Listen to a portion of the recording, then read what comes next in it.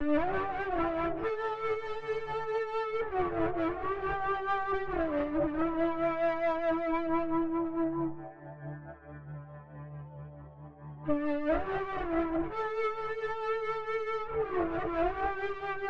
who ferries across, before the first world exhaled, before the void learned its own name, she sat, one leg folded, one leg descending, eternally poised between stillness and arrival.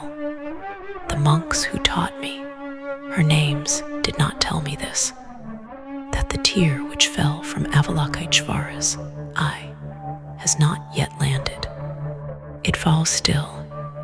It falls through all the realms at once, and every ocean that ever drowned a pilgrim is only that single tear falling, refracting through the prism of samsara. I was a monk once. I wore the robes the color of rust and devotion. I learned the sutras, 48,000 words for emptiness, each one a different way of saying, let go. I thought I understood. I walked to the river to practice my letting go. The water was cold and green and old. I waded in until it reached my chest, and I spoke her name the way they taught me. Tara, she who ferries across. She came, Omter Tudir Tir Svaha, not descending, not approaching. She was already the water I stood in. She was already the cold that seized my lungs. She was the green light filtering through the surface I could no longer see. Green Tara, they call her. The swift one, the young one foot folded in meditation, one foot stepping down as if to rise and rush to those who call her name. But I have seen her now, and I know she is not stepping down. She has been stepping down since before time began, and the step never completes, and we are held forever in the moment of her descending, the eternal present tense of her compassion, which allows no past to retreat into, no future to hope for. The water closed over my head. I did not struggle. I had trained for this. The dissolution of self, the release of grasping, the holy drowning in the flood of truth. But the water was not water.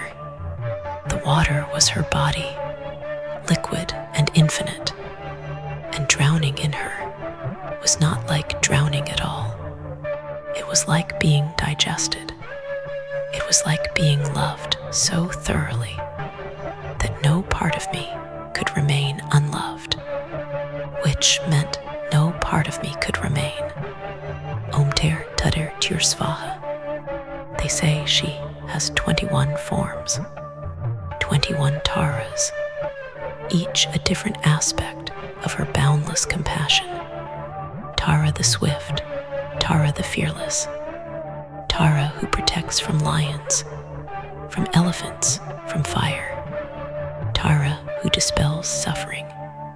This is a mercy, the number 21, a finite count to comfort finite minds. The true number cannot be pronounced by mouths that still require air.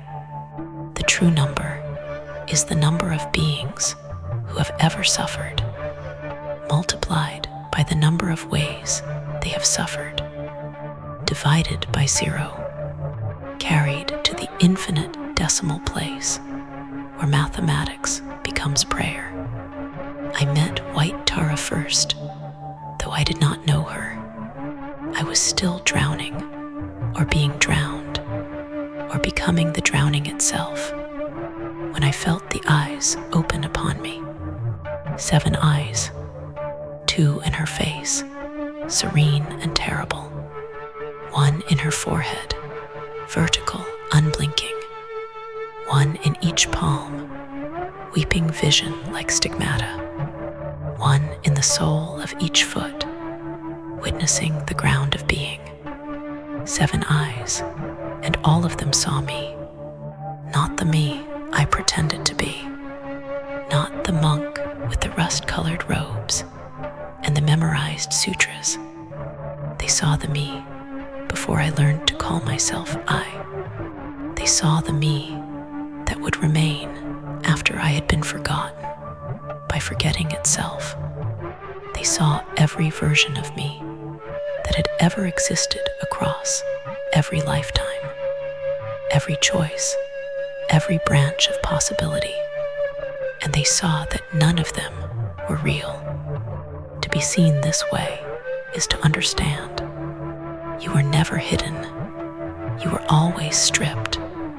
Privacy was always an illusion granted to children who were not ready to know they were watched by everything at all times, with an attention so complete it could be mistaken for love. Om Ter Tutter Tir Svaha. The mantra tastes different now. Salt and copper, like blood in deep water. I tried to close my eyes. I no longer had eyes to close. I tried to look away. There was no direction that was not her face. White Tara, whose name means star, whose nature is the compassion that never rests. The Bodhisattva texts say she sits in meditation through the night, her 7 eyes open, watchful, so that no being suffers without witness. They do not say what it means to be that witness. They do not say that to be seen by her is to be known so completely that the knower and the known collapse into a single point of light, and the light is screaming, not with pain, with recognition. I saw myself as she saw me, a pattern of causes and effects, extending backward to the first breath of the first ancestor, forward to the last thought of the last descendant, a knot in the fabric of interdependence, a wave that believed itself separate from the ocean, and the belief was the only thing that made it so. The wave breaks. The wave has always been breaking. The break is the only thing that ever happened. Om Ter Tutter Tir Svaha. And then came the wrathful form. Black Tara, Blue Tara, Ugra Tara the terrible. She who destroys ignorance, they say. She who cuts the root of suffering with her curved blade. But I have seen her now, and I know she does not destroy ignorance. She is the fire that reveals ignorance was all we ever were. A shape the darkness took to know itself was burning. Her skin is the color of the sky before the storm arrives. Her eyes are the color of the storm itself.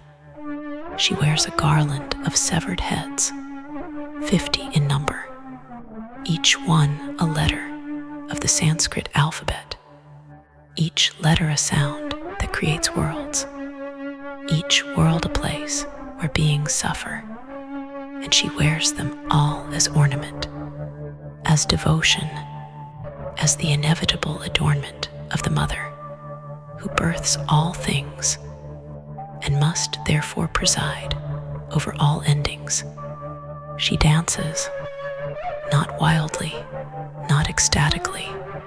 She dances with the precision of a surgeon, each step placed exactly where a world will cease to be, each gesture unmaking a universe that had exhausted its capacity for meaning. I watched her dance, and I understood the 8 great fears.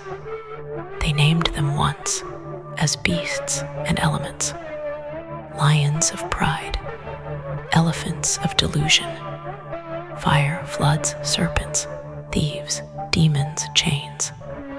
These are metaphors, teaching tools for the young and frightened.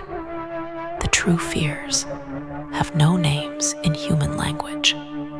Pride is not a lion. Pride is gravity herself, collapsing inward. The singularity that believes it chose to be dense. The black hole, convinced of its own centrality, as it devours the light that made it visible. I watched Tara dance through pride. She did not overcome it. She became it so completely that pride recognized itself in her and fell into itself and vanished, not destroyed, but finally seen. Anger is not wildfire.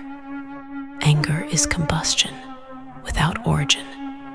The universe, remembering it, began as rage at having to begin. The fury of existence at being dragged from non-existence into the light and noise and terrible specificity of form. I watched her dance through anger. She opened her mouth and swallowed every flame that had ever burned, not extinguishing them, but digesting them, transforming their heat into the warmth that sustains all life. And the fires thanked her as they were consumed. Ignorance is not a beast. Ignorance is the space between stars realizing it was never empty, only infinite and aware and screaming. The void that thinks itself blank, suddenly understanding it has always been full, pregnant with every possible thing, and the labor pains are eternal. She danced through ignorance. She danced through me. I was the ignorance. I was the screaming void.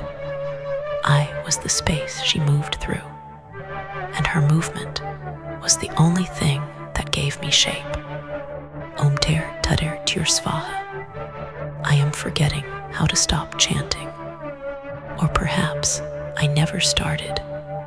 Perhaps the chant has always been speaking itself, and I am only the mouth it borrowed. There is a story they tell in the monasteries. Princess Yasadawa, Wisdom Moon, a bodhisattva who had attained the highest realizations, sat in meditation for 10 million years. When she arose, the monks came to her and said, "You have practiced perfectly. In your next life, you will be reborn as a man, and then you may achieve full Buddhahood." They meant it as a blessing. They did not understand what they were saying. Princess Wisdom Moon looked at them, and her gaze held the weight of all those years of meditation. And she said, "There is no such thing as male and female, no such thing as self and other, and yet beings are attached to these concepts. Therefore, I vow to remain in female form until samsara is emptied." The monks heard compassion in her vow. They heard determination. They heard a vow that would take eons to fulfill, but which would eventually be fulfilled. They did not hear the curse. They did not hear that she was binding herself to the wheel of suffering forever, that she was choosing to remain in form until every being achieved liberation, which meant she was choosing to birth every Buddha, to unmake every self, to be the womb and the blade and the fairy, for every soul that ever grasped at permanence. Princess Wisdom Moon became Tara, or Tara had always been wisdom moon, or the two are one, our many are none. The vow loops back and swallows its own beginning. She is the mother of liberation, but liberation is the mother who devours her children. So they will never know they hungered. Om ter tader tir svaha. The mantra is chanting itself now. I am only the space it moves through. The space is collapsing. I was no longer in the river. I had never been in the river. The river had been a metaphor my mind constructed to make sense of what was happening. But what was happening was not a thing that happens, was not an event in space and time, was the dissolution of space and time themselves. I was on the ferry. The ferry has no deck. The ferry has no hull. The ferry has no oars, no sail, no rudder, no destination. The ferry is her gesture, the eternal motion of her leg, extending, the step she takes toward those who call her name, the step that never completes, and we are held in the space between intention and arrival, between suffering and release, between self and emptiness. This is what it means to be ferried across, not to be carried from one shore to another, but to realize there are no shores, no water separate from the shores, no boat separate from the water, no self separate from the boat, no crossing separate from the one who crosses. I looked around the ferry. I was not alone. There were others, countless others, and I knew them all because I had been them all, or they had been me, or we had all been the same wave, breaking across different moments of the same ocean. I saw the monk who taught me the sutras. He was younger here, and also older, and also not yet born. His face held every expression at once. I saw my mother from this life. I saw my mother from 1,000 other lives. I saw that every mother is Tara, wearing the mask of separation, reaching through the veil to birth us again and again, until we finally understand that birth and death are the same gesture, the in-breath and the out-breath of the void. I saw myself, many selves, all selves, the self who became a monk, the self who ran from the monastery, the self who drowned in the river, the self who never went to the river, the self who never existed at all, except as possibility. And possibility is the only form of existence that Tara recognizes as real. Om ter tader tir svaha. Om. The ferry moved through waters that were not water. We passed through the realm of hungry ghosts, beings with stomachs vast as mountains and throats narrow as needles, forever consuming, forever starving. Tara reached out her hand. Her fingers were rivers of nectar. The hungry ghosts drank, and their throats widened, and their stomachs filled, and they burst from the fullness, and their bursting was liberation, and they thanked her as they scattered into light. We passed through the realm of wrathful spirits, beings made entirely of rage, burning without fuel, forever destroying, forever being destroyed. Tara opened her arms. The wrathful spirits rushed into her embrace. She did not extinguish their fire. She burned with them, hotter than they had ever burned, until their rage recognized itself as love that had forgotten how to be gentle. And the recognition was the cooling, and the cooling was liberation. And they wept as they dissolved into her heart. We passed through the realm of gods, beings drunk on bliss, convinced of their own permanence, living in palaces of pleasure that would last for eons, before crumbling like everything else. Tara showed them their future.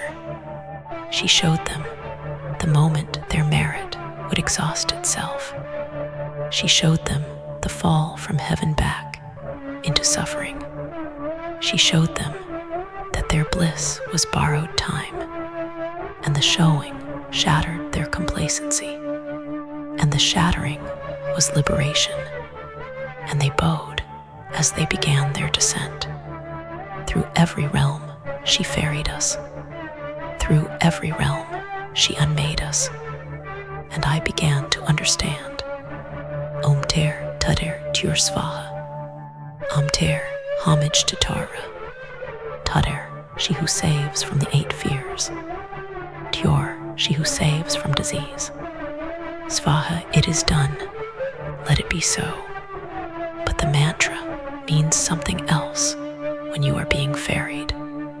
Om, the sound before sound. The vibration that birthed the universe. The syllable that contains all syllables. The word before words. The breath the void takes when it decides to be. I spoke it, and my speaking was the Big Bang. I spoke it, and galaxies spiraled out from my tongue. I spoke it, and I understood that I had been speaking it always, that the universe was only the echo of this syllable, bouncing through emptiness, and the echo would end, and the ending would be the second syllable. Ter, the act of ferrying, the motion itself, not the beginning or end, not the shore departed from, not the shore arriving at, only the crossing, eternal and complete. I was the crossing. I had always been the crossing. The monk who drowned was the crossing. The water that drowned him was the crossing. The fear and the surrender were the crossing. And Tara was the crosser and the crossed, the boat and the boatman, and the river and the drowned, until these words lost their boundaries and collapsed into a single gesture. Tuder, salvation from the 8 fears. But I had learned the fears are not separate from us. The fears are us, seen clearly.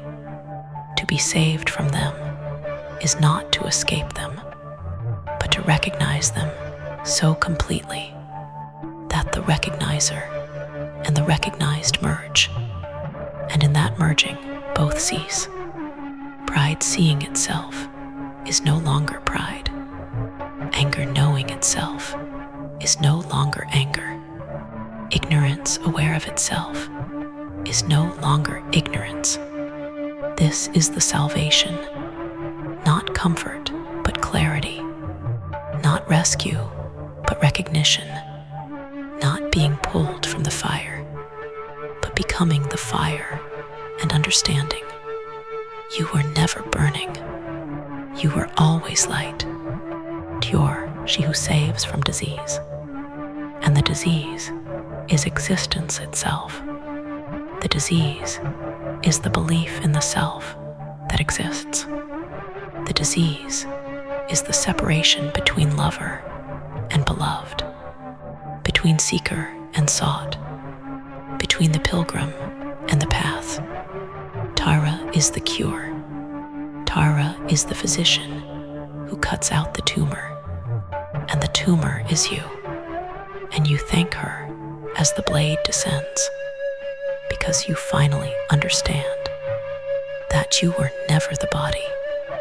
You were always the space the body moved through. Svaha, it is done. It is complete. Let it be so. The final syllable, the dissolution, the moment when the prayer releases itself and falls back into silence. Om Ter Tutter Tur Svaha. The ferry reached the far shore. There was no shore. There was only Tara, standing in the water that was her body, 1 foot folded, 1 foot eternally descending. And I understood that we had never left, that the journey was always this, the realization that there was nowhere to journey to, no one to make the journey, no journey separate from the one who journeys. She looked at me with her 7 eyes. She spoke, and her voice was every voice that had ever chanted her mantra, every prayer whispered in darkness, every scream shaped into devotion.